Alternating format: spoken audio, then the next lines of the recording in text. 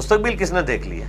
اچھا، جب ہم دعا مانگتے ہیں تو بہت سے لوگ یہ کہتے ہیں کہ اپنے رسول کے صدقے ہمیں یہ عطا کر دیجیے. مسئلہ نمبر 43 میرا ریکارڈڈ ہے، وسیلہ اور توسل کے صحیح احکام و مسائل. اس میں نے بتایا ہے کہ درود شریف اور اللہ کا ذکر پڑھ کر کے دعا کریں گے قبول ہوگی. یہ صدقے اور واسطے وغیرہ ان کی کوئی مضبوط روایتیں موجود نہیں ہیں، کمزور روایتیں ہیں، ان کا سہارا انہوں نے لیا ہوا ہے. اور پھر نبی علیہ السلام تک بھی رہتے ہیں تو میں نے اس میں کہا کہ ہم اس کے اوپر کوئی حرام کا فتویٰ نہیں لگاتے. یہ تو اپنے ان لوگوں کے آگے لے گئے ہیں اس کی کرالریز بناتے ہوئے کہ وہ اینڈ ہی نہیں ہو رہا اس کا.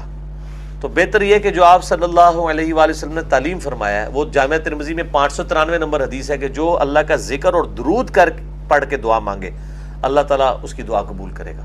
تو طریقہ تو بتا دیا گیا، اگر نبی پہ آپ کو اعتبار ہے تو آپ اس طریقے پہ عمل کریں صلی اللہ علیہ وسلم. نہیں، دعا کا پروٹوکول ہے درود. بزرگوں کے طفیل سے دعا مانگنا کیا یہ جائز عمل ہے؟ یعنی اس کے معنی کیا ہے؟ میں تو کبھی آج تک یہی نہیں سمجھ سکا. دعا مجھے کرنی ہے تو اللہ کی حمد و ثنا کروں گا، اپنی عاجزی کا اعتراف کروں گا، اپنے پروردگار کی بارگاہ میں حاضر ہوں گا. وہ مجھے دیکھ رہا ہے، نگران ہے، مجھے سن رہا ہے. تو اس کے اوپر کسی کا کوئی حق قائم ہوتا ہے کہ میں اس کو درمیان میں لاؤں اور پھر یہ کہوں کہ چونکہ یہ صاحب آپ کے بڑے ہی چہیتے ہیں یا ان کے ساتھ آپ کا کوئی خصوصی تعلق ہے تو ویسے تو آپ مجھ پر کرم فرمائیں گے نہیں، لیکن ان کا لحاظ کر کے کر دیں. تو یہ اللہ تعالیٰ کی شان کے بالکل خلاف ہے. یہ قرآن میں جو پیغمبروں کی دعائیں نقل ہوئی ہیں، رسالت میں آپ صلی اللہ علیہ وسلم کی جو دعائیں ہیں، ان میں کہیں آپ کو اس طرح کی کوئی چیز ملتی ہے؟ تو اللہ کی بارگاہ میں جانے کے آداب ہیں. آدمی کو سوچنا چاہیے کس کی بارگاہ میں جا رہا ہے. یہاں ادنا درجے میں یہ خیال کرنا کہ وہ ویسے تو میری سنے گا نہیں، البتہ فلاں کا لحاظ کر کے سن لے گا، یہ آخری درجے کی اہانت ہے. اللہ تعالیٰ کے معاملے میں آدمی کو متنبہ رہنا چاہیے. ہمیں بتایا گیا ہے کہ دعا کیسے کرنی ہے، اور اس کی ایسی تعلیم دی گئی ہے کہ ہر نماز میں 5 وقت ہم ہر رکعت میں وہ دعا کرتے ہیں جو سب سے بڑی دعا ہے، سورہ فاتحہ. اور اس میں یہی ہمیں ہدایت کی گئی ہے کہ دعا کرنے کے آداب کیا ہے. یعنی اللہ کی صفات کا حوالہ دیتے ہیں، اللہ کا نام بیان کرتے ہیں، اللہ تعالیٰ کے ساتھ اپنے تعلق کا اظہار کرتے ہیں، اپنی بندگی کا اعتراف کرتے ہیں. اس کے بعد کہتے ہیں اہدنا الصراط المستقیم. یہی دعا کرنے کا وسیلہ بنانا، اس سے کیا مراد ہے؟ یعنی اللہ تعالیٰ سے دعا کے لیے وسیلہ بنانا جائز ہے. وسیلے کی ایک شکل ہے کہ اللہ میں واسطہ دیتا ہوں تجھے تیرے نبی اور محبوب محمد کا صلی اللہ علیہ وسلم کہ میری یہ دعا قبول فرما لے. یہ کوئی شرک وغیرہ نہیں ہے. اگرچہ اہل حدیث حضرات کا موقف یہ ہے کہ وسیلہ اور واسطہ دعا میں صرف زندہ شخصیتوں کو بنایا جا سکتا ہے، فوت شدگان کو نہیں. اس کے لیے بڑی دلیل ہے ان کے پاس. اس لیے کہ جب قحط پڑا تھا حضرت عمر رضی اللہ تعالیٰ عنہ کے زمانے میں، تو انہوں نے یہ الفاظ کہے تھے کہ اللہ جب تک نبی زندہ تھے حضور صلی اللہ علیہ وسلم، ہم اللہ اس کی وساطت سے تجھ سے دعا کرتے تھے. اب وہ تو ہمارے اندر نہیں ہے، ہم حضور کے چچا عباس کو پیش کر رہے ہیں، ان کے وسیلے سے ہم دعا کر رہے ہیں کہ ہماری اس تکلیف کو دور فرما دیں. تو گویا کہ توسل جو ہے دعا میں وہ تو ثابت ہو گیا، اور اس لیے اس کو تو شرک کہنا جو ہے وہ تو پھر کوئی اگر کہتا ہے تو بہت بڑی زیادتی ہے. یہ البتہ کہا جا سکتا ہے کہ کسی کو وہ اچھا نہ لگے. یعنی جیسے میں نے نظر کے بارے میں کہا تھا کہ میری طبیعت اسے قبول نہیں کرتی، اللہ کے ساتھ اس طرح کی سودے بازی کیا کرنی. جو نیکی آپ کر سکتے ہو آپ کیجئے، اللہ سے جو مانگنا ہے مانگیے. ان دونوں کو انٹرلنک نہ کیجئے کہ اللہ یہ کام میرا ہو جائے گا تو میں یہ 100 نفل پڑھوں گا، یا یہ ہو جائے گا تو میں اتنے غریبوں کو کھانا. یہ کام نہیں، یہ درست نہیں ہے. اگرچہ جائز ہے لیکن بس میری طبیعت اسے پسند نہیں کرتی. اسی طرح کا یہ معاملہ توسل جو ہے میں یہ سمجھتا ہوں کہ اللہ سے براہ راست مانگیے.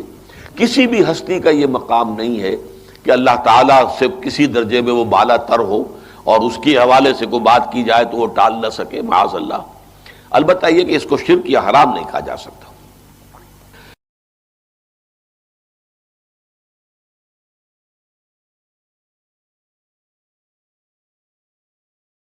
کہ پیاروں کے حوالے سے، پیارے کے حوالے سے کچھ چیز مانگ سکتے کچھ ہیں، مان لیں، منت مانے کہ جی اگر اللہ تعالیٰ صاف طریقے سے فرماتے سورہ فاتحہ میں سورہ نمبر 1 آیت نمبر 5 میں ایاک نعبد و ایاک نستعین، دی alone we ask, the alone we ask for, the alone we worship, the alone we ask help.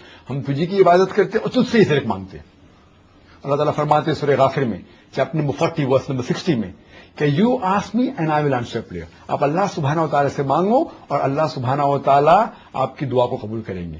تو مانگنا ہے تو صرف اللہ سبحانہ و تعالیٰ سے مانگ سکتے ہیں آپ. جو خصوصاً مانگنا ہوتا ہے.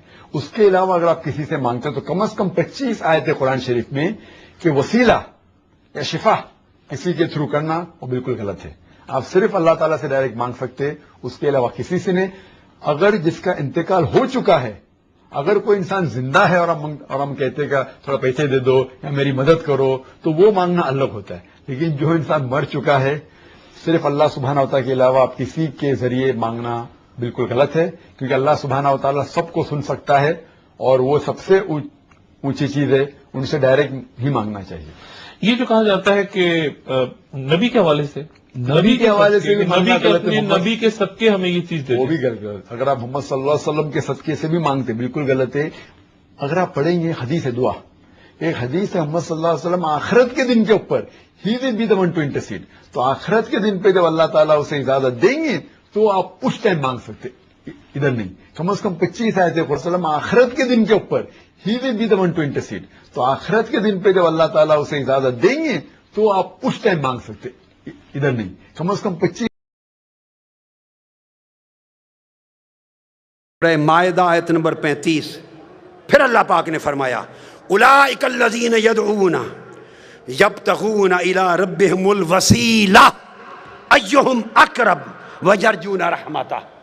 یہ لوگ جو پوجا کرتے، عبادت کرتے ہیں، کچھ لوگ ملائکہ کی، فرشتوں کی پوجا کرتے ہیں، کچھ لوگ جنات کی کرتے تھے، کچھ لوگ حضرت عیسیٰ کی، کچھ حضرت عزیر کی، کچھ ان کے بت بنا کے پوجا کرتے. قرآن نے کہا جن کی یہ عبادت کرتے ہیں، خواہ وہ حضرت عیسیٰ ہیں یا حضرت عزیر، خواہ وہ جنات ہیں یا ملائکہ جن کے بت بنا کے عبادت کرتے ہیں، قرآن نے کہا ان کا اپنا عالم یہ ہے کہ یبتغون الی ربہم الوسیلہ، وہ خود خدا کا قرب چاہنے کے لیے وسیلہ تلاش کرتے ہیں. ایہم اقرب، کہ کون خدا کے زیادہ قریب ہے تاکہ اسے وسیلہ بنائے اور خدا کا قرب پالے. تو قرآن مجید نے اللہ کے مقرب بندوں کو وسیلہ بنانا قرآن نے نص کے ذریعے واجب بنا دیا. ارے وسیلے کو عقیدہ توحید کے خلاف سمجھنا یہ قرآن کا انکار اور شریعت قرآنی کی سے جہالت.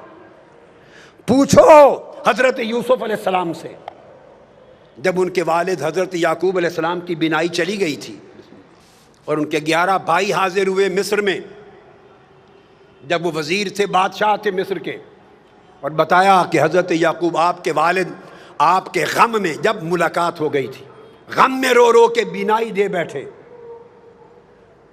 اب قرآن کہتا ہے جب پتہ چل گیا کہ بینائی چلی گئی تو کیا کرتے؟ یوسف علیہ السلام ہاتھ اٹھا کے دعا کرتے، عرض کرتے باری تعالیٰ میرے والد حضرت یعقوب کی بینائی لوٹا دے. آج صرف یہی طریقہ بتایا جاتا ہے نا، صرف یہ. تو یوسف علیہ السلام نے یہ کام نہیں کیا، کر سکتے تھے. اللہ کے پیغمبر سے بہتر توحید کو کون جانتا ہے؟ کرتے باری تعالیٰ میرے باپ یعقوب کو بینائی دے دے. حضرت یعقوب علیہ السلام خود نبی ہیں، خود نبی، وہ خود دعا کرتے مولا مجھے بینائی دے دے. نہ حضرت یعقوب نے خود براہ راست دعا کی، نہ حضرت یوسف علیہ السلام نے کی. تو کیا کیا؟ جب پتہ چلا کہ بینائی چلی گئی، اپنا قمیض اتار کے دے دیا. قمیض اتار کر قرآن کہتا ہے اذهبوا بقمیصی ھذا فالقوه علی وجه ابیات بصیرا فلما ان جاء البشیر فالقاه علی وجهه فارتد بصیرا. اپنا قمیض اتارا جو حضرت ابراہیم علیہ السلام کے وقت سے ان کے پاس چلا آتا تھا، اتار کے قمیض دیا اور کہا یہ میرا قمیض میرے والد حضرت یعقوب کے چہرے آنکھوں پہ رکھنا، اس کے وسیلے سے بینائی آ جائے گی. قرآن بول رہا ہوں. پر وہ قرآن بتاتا ہے کہ جب وہ قمیض لے کے بھائی آیا، حضرت یعقوب کے چہرے پہ رکھا، حضرت یوسف کے قمیض کے وسیلے سے بینائی لوٹ آئی. اب وسیلے کا انکار کرنا دو پیغمبروں کی سنت کا انکار ہے اور قرآن مجید کی نص کا انکار ہے. یہ کیسی جاہلانہ توحید ہے جو تمہیں وسیلے سے دور لے جا رہی ہے. ارے وسیلہ مصطفیٰ کے بغیر تو آپ کے ہمارے باپ حضرت آدم کی توبہ بھی قبول نہ ہوتی. آقا علیہ السلام کی اپنی سنت دیکھیے کیا ہے. اپنی سنت آقا علیہ السلام کی کہ حضور خود بھی وسیلے سے دعا کرتے. سبحان اللہ. میں آپ کو حدیث دے رہا ہوں، اور یہ حدیث دے رہا ہوں، آج تک کسی محدث نے آقا کی اس دعا کی روایت کو رد نہیں کیا، رد نہیں کیا. اور وہ دعا کیا ہے کہ سیدنا علی المرتضیٰ کرم اللہ وجہ الکریم کی والدہ ماجدہ جب وفات پا گئیں، حضرت فاطمہ بنت اسد بن ہاشم آقا علیہ السلام کی چچی تھی، پالا تھا، پیار کیا تھا. وفات ہو گئی جب تو آقا کو بڑا غم تھا. ان کی قبر کھودی. مولا علی المرتضیٰ کی والدہ حضرت فاطمہ بنت اسد جب قبر کھودی تو آقا علیہ السلام خود قبر میں لیٹ گئے. پھر ان کو لحد میں اتارا گیا. لحد میں اتار کر جب اتار چکے تو آقا علیہ السلام نے خود قبر پہ کھڑے ہو کے دعا کی. اب جو دعائے مصطفیٰ حضرت فاطمہ بنت اسد ام علی مرتضیٰ کی قبر پر آقا نے کی ہے، وہ دعا سنیے. اس کے بعد وسیلہ مصطفیٰ کا انکار کرنا، اس کو چاہیے کہ دین اسلام چھوڑ دے، وہ بے ایمان. کسی محدث نے اس کو رد نہیں کیا.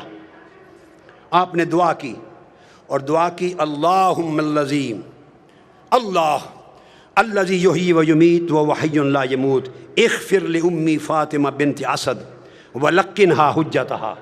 اے اللہ جو زندہ اور سلامت ہے اور قائم و دائم ہے، جو فوت نہیں ہوتا، میری ماں فاطمہ بن اسد کی بخشش فرما، اس کو اس کے کلمہ کی تلقین فرما.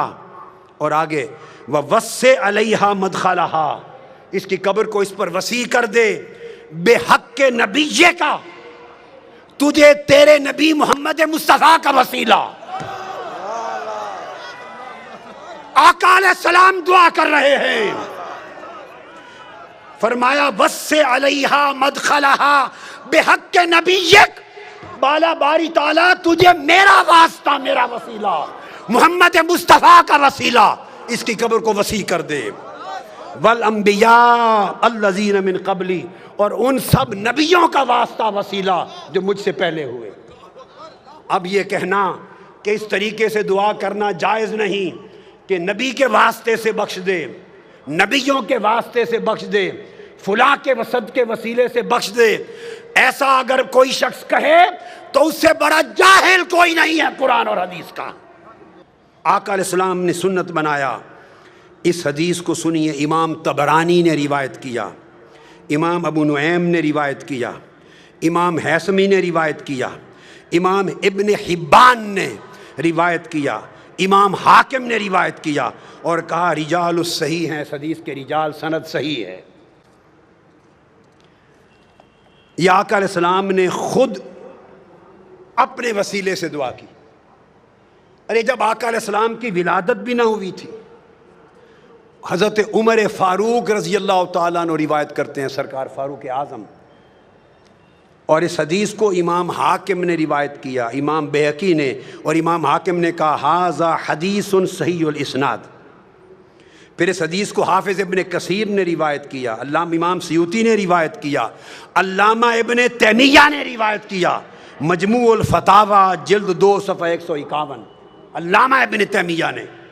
اور اس روایت کو بیان کر کے جرا نہیں کی، اس کو کہا کہ یہ حدیث دیگر احادیث صحیحہ کی قرآنی آیات کی طرح تفسیر کرتی ہے، مقبول قرار دیا. سیدنا فاروق اعظم نے کہا کہ آقا علیہ السلام نے فرمایا، آدم علیہ السلام جب زمین پہ آئے تو دعا کی، یا رب اسألک بحق محمد لما غفرت لی، میں تجھے واسطہ محمد مصطفیٰ سے بخشش مانگتا ہوں. اللہ نے فرمایا فقد غفرت لک ولولا محمد ما خلقتک، آدم تو نے مصطفیٰ کا وسیلہ پیش کیا ہے، میں نے تیری خطا معاف کر دی، اگر محمد نہ ہوتے تو تجھے بھی پیدا نہ کرتا.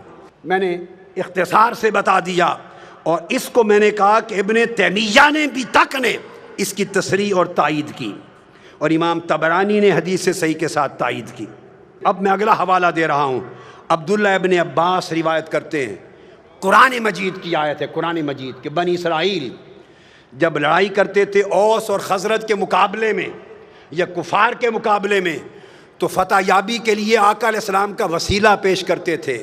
اس کو قرآن نے بیان کیا کہ آقا علیہ السلام کے وسیلے سے کفار پہ مدد طلب کرتے تھے۔ عبداللہ ابن عباس روایت کرتے ہیں ان یہودا کانوا یستفتحون علی الاوس والخزرج برسول اللہ قبل مبعثہ، حضور کی بعثت سے پہلے اوس و خزرج پر فتح یابی کے لیے یہود حضور کے وسیلے سے دعا کرتے تھے۔ اور اسی روایت کو جو میں نے بیان کی امام ابو نعیم نے سن لیے، کتنوں نے روایت کیا دلائل میں، حافظ ابن حجر عسقلانی نے اس کو روایت کیا اصابہ میں، امام طبری نے تفسیر ابن جریر میں، امام ابن ابی حاتم نے اپنی تفسیر میں، حافظ ابن کثیر نے اپنی تفسیر میں، اور پھر امام بغوی نے تفسیر معالم التنزیل نے، علامہ زمخشری نے اپنی تفسیر میں، امام قرطبی نے اپنی تفسیر میں، امام بیضاوی نے اپنی تفسیر میں، امام نصفی نے اپنی تفسیر میں، امام ابن حبان نے اپنی تفسیر میں، امام خازن نے اپنی تفسیر میں، امام اندلسی نے اپنی تفسیر میں، ابن کثیر نے اپنی تفسیر میں، امام ابو سعود نے اپنی تفسیر میں، سیوطی نے اپنی تفسیر میں، اور علامہ آلوسی نے اپنی تفسیر میں، روح البیان نے اپنی تفسیر میں، امام شوکانی نے فتح القدیر میں، قاضی ثناء اللہ پانی پتی نے اپنی تفسیر میں۔ الغرض جو تفسیر دنیا کی ائمہ کی اٹھائیں، کسی ایک مفسر نے 1200 سال کے ذخیرہ تفسیر میں اس کا انکار نہیں کیا، ہر ایک نے بیان کیا۔ آج کوئی شخص کیا جرت رکھتا ہے کہ قرآن کی اس آیت کی تفسیر کا انکار کرے جسے 1400 سال تک ہر امام تفسیر نے اور ہر محدث نے اس کو بیان کر کے اس پر اعتماد کیا۔ حضرت معاذ نے کہا، یہود کو پکڑ لیا، حضرت بشر بن البراء نے پکڑ لیا اور کہا یہودیوں ہم جب مشرک تھے تم حضرت محمد مصطفیٰ کا وسیلہ دے کر ہم سے فتح مانگتے تھے اللہ سے اور فتح یاب ہوتے تھے، آج ہم ان پر ایمان لے آئے تم منکر ہو گئے۔ اتنا معروف قرآن کا حکم امام بہقی نے، امام طبری نے، ابن حاتم نے۔ الغرض اگر میں 500 کتب کا حوالہ دوں تو 1200 سال میں 500 تفسیریں حدیثیں پر جائیں۔ کون انکار کر سکتا ہے سوائے اس شخص کے جو جاہل ہے، جس نے عربی کتابیں کبھی کھول کے نہیں دیکھی، جس کو 2 سطریں پڑھنی نہیں آتی اور وہ لوگوں کے سامنے عقیدہ بیان کرتا ہے۔ پھر اس کے بعد آقا علیہ السلام نے حکم دیا، جو تو عمل تھے۔ حضور علیہ السلام کی بارگاہ میں ایک نابینا شخص آیا، عثمان بن حنیف روایت کرتے ہیں، عرض کیا یا رسول اللہ میں نابینا ہو گیا ہوں، دعا کر دیں میری بینائی آ جائے۔ مختصر کر رہا ہوں۔ آقا نے فرمایا چھوڑ دوں آخرت کے لیے اچھا ہے یا کر دوں؟ نہیں آقا دعا کر دیں ٹھیک ہو جاؤں۔ میرے آقا نے فرمایا پھر میں دعا نہیں کرتا، تمہیں دعا سکھاتا ہوں تاکہ قیامت تک میری امت کو دعائے وسیلہ مل جائے۔ دعائے وسیلہ تاجدار کائنات نے سکھائی۔ کون ہے مصطفیٰ کی سکھلائی ہوئی دعائے وسیلہ کا جو انکار کرے؟ آقا نے فرمایا گھر جا، وضو کر دو، نفل پڑھ اور یوں دعا کرنا، اللہم انی اسألک واتوجہ الیک بمحمد نبی الرحمت، یا محمد پکارنا میرا نام لے کر، انی قد توجہت بک الی ربی فی حاجتی ہذہ لتقضی، اللہم فشفع فی، دعا کرنا ہے اللہ میں تجھ سے سوال کرتا ہوں اور تیری بارگاہ کی طرف متوجہ ہوتا ہوں، نبی رحمت حضرت محمد مصطفیٰ کے وسیلے سے، حضور کے واسطے سے، یہ کہہ کر آقا نے فرمایا پھر مجھے پکارنا، کہنا یا محمد۔ آج لوگ کہتے ہیں کہ حضور کو پکارنا جائز نہیں۔ ارے جائز ناجائز کی شریعت آپ نے اور میں نے بنائی ہے، جائز ناجائز والی شریعت مصطفیٰ نے بنائی ہے۔ یہ حق نہ تجھے ہے نہ مجھے ہے، یہ حق مصطفیٰ کو ہے۔ مصطفیٰ خود فرمائیں گھر جا کے دعا کر کے مجھے پکار کے کہنا یا محمد۔ تم حضور کے منکر ہو. یہ کہہ کر انہوں نے دعا کی یا محمد آپ کے وسیلے سے اللہ سے مانگتا ہوں. تو پھر حدیث پاک میں آتا ہے آگے اس نے حضور کے وسیلے سے دعا مانگی. عثمان بن حنیف کہتے ہیں ابھی ہم بیٹھے ہی تھے, مجلس ختم نہ ہوئی تھی کہ وہ شخص بینا ہو کر پلٹ کر آ گیا مصطفیٰ کی بارگاہ میں. حضور کے وسیلے سے دعا مانگنے کی دیر تھی کہ بینا ہی لوٹ آئی. یہ حضور کی حیات پاک تھی. اب بعض لوگ یہ کہتے ہیں کہ وفات کے بعد حضور کو نہیں پکارنا چاہیے, اور وفات کے بعد آج حضور سے نہیں مانگنا چاہیے, وفات کے بعد حضور کا کوئی وسیلہ نہیں. ارے خدا کے بندو, اپنے من گھڑت دین کو لوگوں کو بیان کر کے گمراہ نہ کرو, وہ دین بیان کرو جو مصطفیٰ نے سکھایا ہے. اب یہی حدیث امام طبرانی روایت کرتے ہیں, اور امام بیہقی روایت کرتے ہیں, امام منذری روایت کرتے ہیں, اور لکھتے ہیں ھذا الحدیث حدیث صحیح. کوئی یہ نہ کہے کہ حدیث ضعیف دے رہا ہوں. ائمہ نے حدیث کو صحیح لکھا. کہتے ہیں وہی شخص حضرت عثمان غنی کا زمانہ تھا, وہ حیات تھا, وہ جس کی بینائی لوٹ آئی تھی حضور کے وسیلے والی دعا سے. ایک اور شخص تھا, اس کو کوئی کام تھا سیدنا عثمان غنی کے بار. وہ بار بار جاتا, دروازے کے بواب اسے ملنے نہ دیتے, اس کی حاجت پوری نہ ہوتی. وہ پریشان ہو گیا. اچانک اس کی ملاقات عثمان بن حنیف والی روایت میں, وہ جو نابینا تھا, حدیث الدریر, جو بینا ہو گیا تھا حضور کے وسیلے سے, اس سے ہو گئی. اس نے کہا آؤ گھر جا کے یہ دعا پڑھو اور حضور کو پکارو یا محمد. آقا علیہ السلام کا دور گزر گیا, سیدنا عثمان غنی کا زمانہ ہے. اس نے پھر دعائے وسیلہ پڑھی, یا محمد پکارا. پکار کے پلٹا, سیدنا عثمان غنی کے دروازے پر گیا ہی تھا, جو بواب اسے کھڑا نہیں ہونے دیتا تھا, اس نے بازو پکڑا اور عثمان غنی کی کرسی کے ساتھ جا کے بٹھا لیا. وہیں اس کا کام ہو گیا. اور محدثین فرماتے ہیں کہ اس سے ثابت ہوا کہ قیامت تک جب حاجت ہو تو وسیلہ مصطفیٰ کی ان کلمات کے ساتھ دعا کی جائے.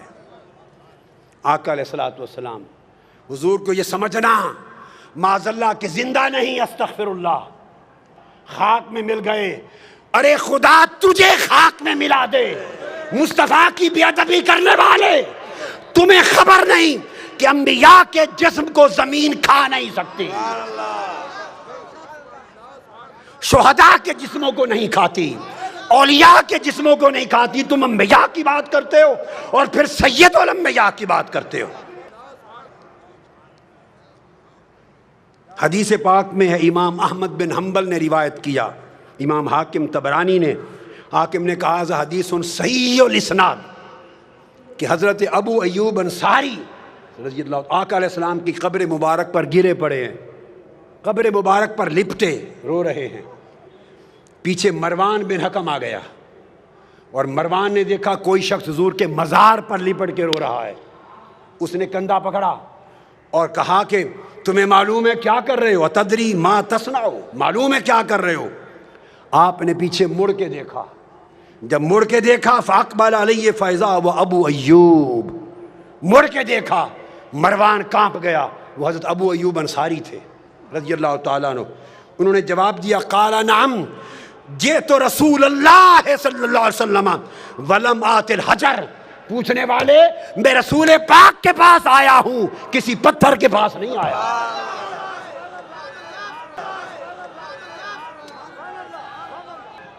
رسول پاک کی بارگاہ میں آیا ہوں, جو زندہ ہیں, جو سنتے ہیں, جو حاجتیں پوری کرتے ہیں.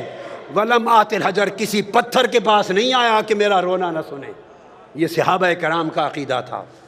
کن کا؟ اب یہ خیال کرنا, آقا علیہ السلام کو یہ سمجھنا یہ عقیدہ رسالت کے خلاف ہے اور شان رسالت میں بے ادبی ہے. یہ سمجھنا کہ مر گئے معاذ اللہ, مٹی میں ہو گئے, اور آج کی تاریخ میں اور آج کے دن میں زندہ نہیں. سنو, رسول پاک تو ولادت سے پہلے بھی زندہ تھے.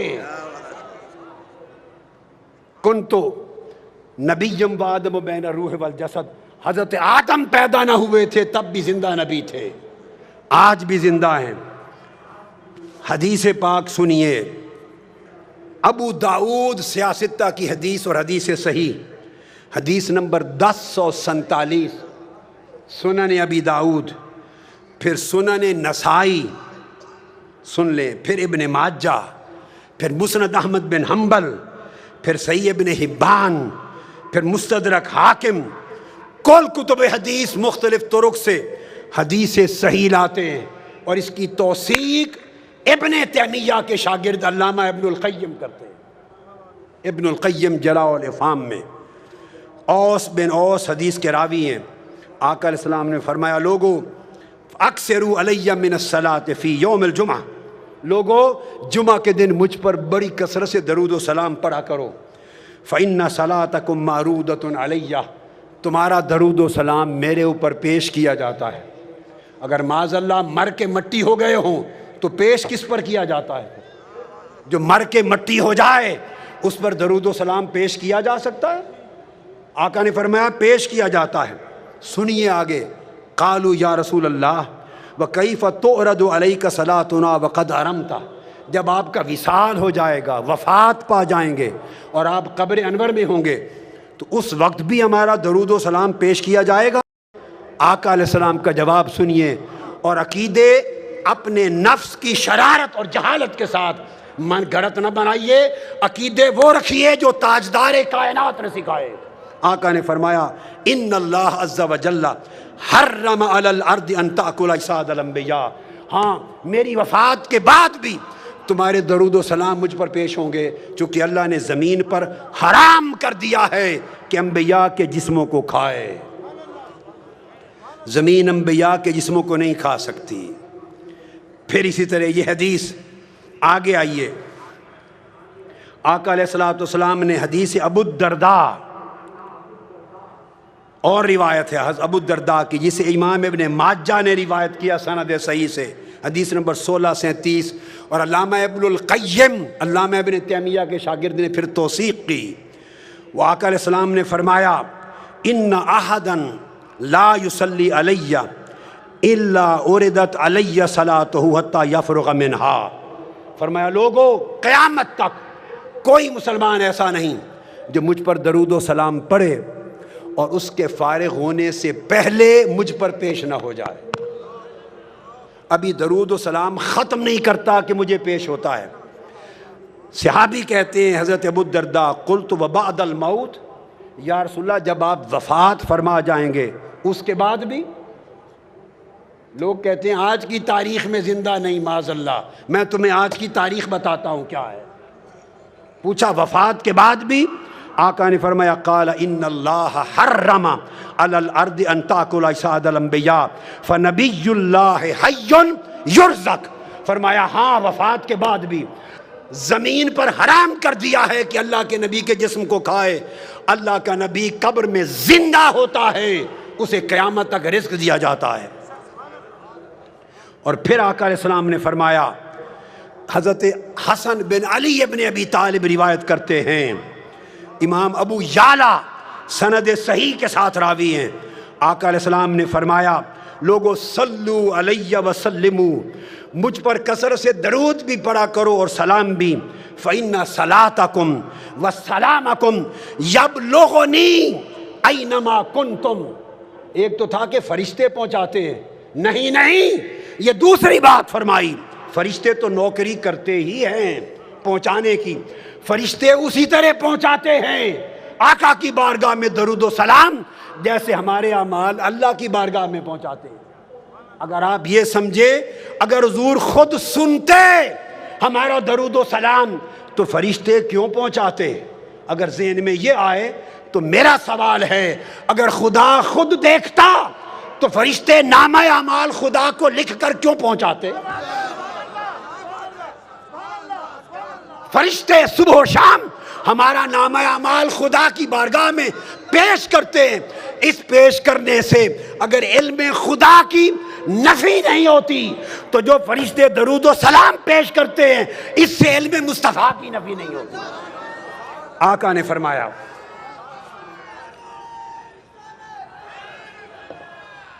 آقا علیہ السلام نے فرمایا، مجھ پر درود و سلام کی کثرت کرو، اس لیے کہ تمہارا درود اور تمہارا سلام خود پہنچتا ہے مجھ پر جہاں بھی ہوتے ہو. ارے بمبے والو، بمبئی سے مصطفیٰ پہ درود و سلام پڑھو گے، خدا کی قسم گنبد خضرا میں مصطفیٰ خود سنتے ہیں. میں سند کے ساتھ کہہ رہا ہوں، سند کے ساتھ آقا خود سنتے ہیں. آقا نے فرمایا صلو علیہ. دوسری روایت حضرت سعید بن ابی سعید عن ابی ہریرہ رضی اللہ تعالیٰ عنہ فرمایا صلو علیہ فإن صلاتکم تبلغنی حیثما کنتم. کثرت سے درود پڑھو، تم جہاں بھی ہو کائنات کے جس گوشے میں، تمہارا درود ڈائریکٹلی مجھے پہنچتا ہے، براہ راست پہنچتا ہے. اور آقا علیہ السلام نے تو یہاں تک فرما دیا، حدیث پاک حضرت ابو ہریرہ راوی ہیں، سنن ابی داؤد اور مسند احمد بن حنبل، حدیث صحیح، فرمایا ما من احد یسلم علیہ الا رد اللہ علیہ روحی حتی رد علیہ السلام. کائنات کی عرضی پر جہاں بھی کوئی مسلمان مجھ پر سلام پڑھتا ہے، درود و سلام پڑھتا ہے، آقا نے فرمایا الا رد اللہ علیہ روحی، اللہ نے میری روح میرے جسم میں واپس لوٹا دی گئی ہوئی ہے. میری روح میرے جسم میں واپس بولیے لوٹا دی ہوئی ہے. میں ہر سلام کرنے والے کو سن کر خود جواب دیتا ہوں. اگر آپ کے ذہن میں ایک لطیف علمی بات اور ذوق کی بات کہوں، خیال آئے لوٹا کیوں دی؟ اگر لوٹانی تھی تو نکالی کیوں روح پاک، اور نکال لی تو لوٹا کیوں دی؟ سنو غور سے، نکالی اس لیے تاکہ ہر نفس پر ایک بار موت کا ذائقہ سچا ثابت ہو جائے. کل نفس ذائقۃ الموت، موت کا ذائقہ چکھنا بولیے ثابت ہو جائے. آقا علیہ السلام نے بھی چکھا. اب میرا وجدان کچھ اور کہے گا، کوئی کہے گا کہ موت کا ذائقہ چکھا، اور میں کہوں گا نہیں، موت مصطفیٰ کے لبوں کو چکھنے کے لیے آئی. ہائے ہائے، اس لیے روح نکلی. اب سوال پیدا ہوتا ہے کہ لوٹا کیوں دی؟ قرآن کا قاعدہ ہے، نص قرآن سنیے. قرآن نے کہا وَلَلْآخِرَةُ خَيْرٌ لَكَ مِنَ الْأُولَىٰ. میرے محبوب تیری آخرت اور تیری بات کی گھڑی پہلی گھڑی سے بہتر ہوگی. میں 63 سال تک مصطفیٰ کے جسم میں رہتی رہی ہوں. 63 سال میں جسم مصطفیٰ میں رہی ہوں. تیرا وعدہ ہے کہ اب اس سے بہتر جگہ پہ جاؤں گی. اگر تیری کائنات میں مصطفیٰ کے جسم سے بہتر کوئی جگہ ہے تو وہاں بھیج دے، اور اگر جسم مصطفیٰ سے بہتر کوئی جگہ نہیں تو واپس لوٹا دے.